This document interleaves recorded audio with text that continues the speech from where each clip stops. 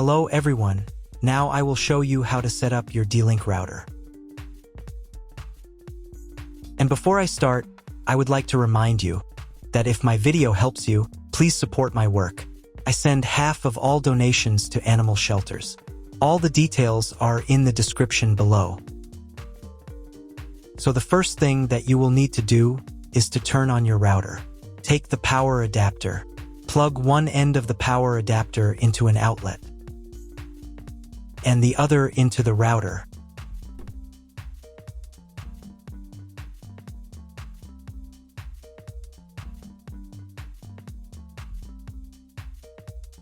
Then press the power button.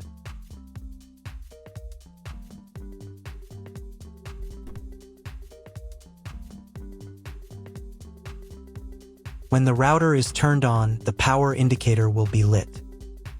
It may take a few minutes for it to completely turn on. Next, plug the cable from your internet service provider or from your modem into a special internet port. This port is usually labeled as internet, and usually it has a different color. Each cable should be inserted until it snaps into place.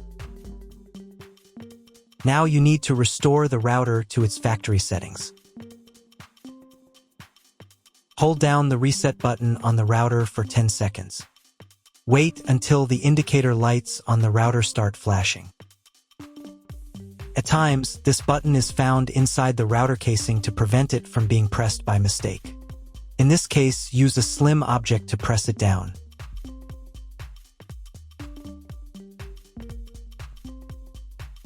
The router will restart, and the settings will go back to their original factory defaults.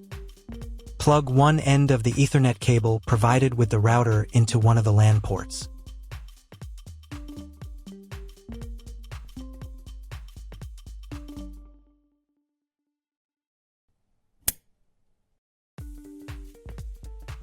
And plug the other end of the cable into your computer's Ethernet port. Wait a few minutes for connection. Great, we've connected the router to your computer. Now you will need to set it up. But first, let me show you another way to connect the router if you do not have an Ethernet cable or your computer does not have an Ethernet port. Connect the router to the power adapter and cable from your internet provider. This will enable Wi-Fi. If your router is new and hasn't been set up, your Wi-Fi network will be named after the router. Your router has a unique Wi-Fi network name and password printed on a sticker. Connect to it. Awesome, you've connected to the router. Now let's get it set up.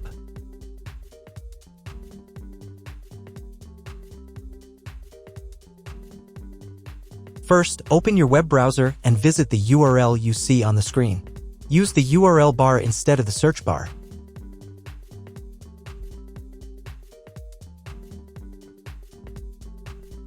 At the beginning, you will see a form with a login and password. Usually, it is admin and admin.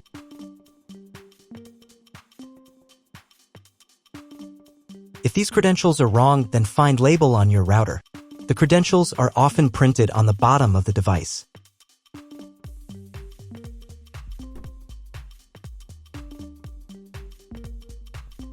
If none of this works, it means that your router has already been configured and someone has changed the login and password. If you can't find out the login credentials, just reset the router to factory settings. And then log into the router's personal cabinet using the standard credentials. If your router settings do not look like mine, it means that your router has a different firmware. I made a video for every firmware type. You can find all the links in the description down below. I want to warn you right away that there are many firmware versions and they may differ slightly. But don't worry, you will succeed. Just watch the video and follow the instructions. First, you need to change the default password for the router's admin panel.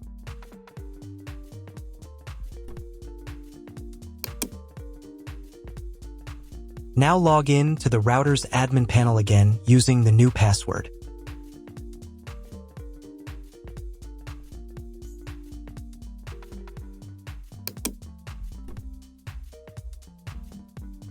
Here, you can change the router interface language. I will keep the language as English. To start the setup process, go to the Click and Connect menu. Click Next. On the next page, select your internet provider.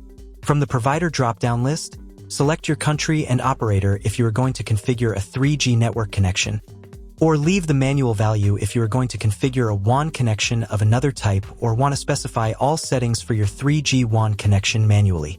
Click Next. On the next page, select connection type. You can find it in the contract with your internet provider. If you're not sure what your connection type is, choose this one. It's the most common option. Click Next. Enter the connection name. This is not your Wi-Fi network name, so you can leave it unchanged. Click Next. On the next page, you can check the settings. In most cases, they should match mine except for the MAC address. Click the Apply button.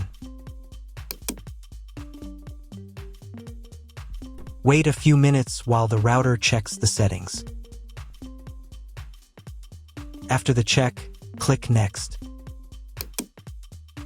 In the next step, you need to select an operating mode for the wireless network. Choose Access Point. Click Next.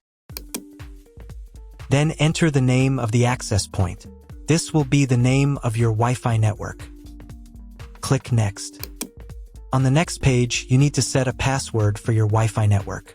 In Network Authentication, select Protected and enter your password. The password must be at least 8 characters long. Click Next. Do the same for the 5G Wi-Fi access point if your router supports it. On the final page, you'll see all your Wi-Fi network details. Check them and save the settings. If you were connected to the router via Wi-Fi, reconnect to the network.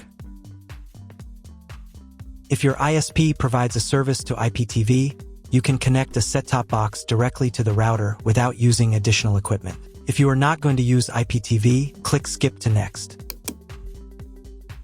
Click Apply to confirm the settings. Next, you need to reboot the router. To do this, select Save and Reboot.